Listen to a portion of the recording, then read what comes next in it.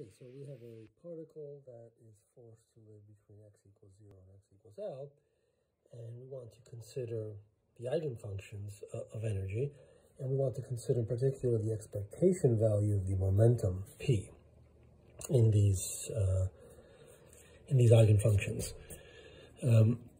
So, of course, mathematically that's 0 to L psi n star x. Okay,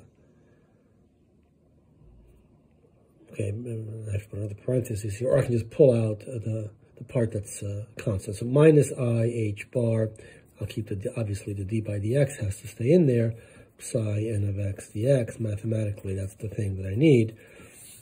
That's the thing I need to evaluate.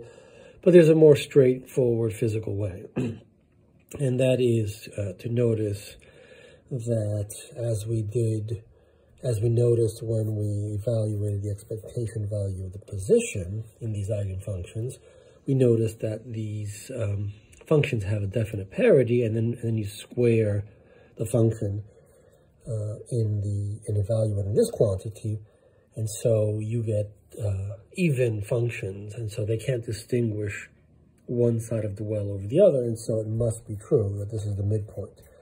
So this is a time-independent quantity for these eigenfunctions. And of course, the expectation value of p obeys classical law. So this is related to the expectation value of position by a time derivative. And so given that this is a constant in eigenfunctions, then the expectation value of p is also a constant, and it's actually 0. So the momentum has positive and negative values, and so that you get an average value of 0.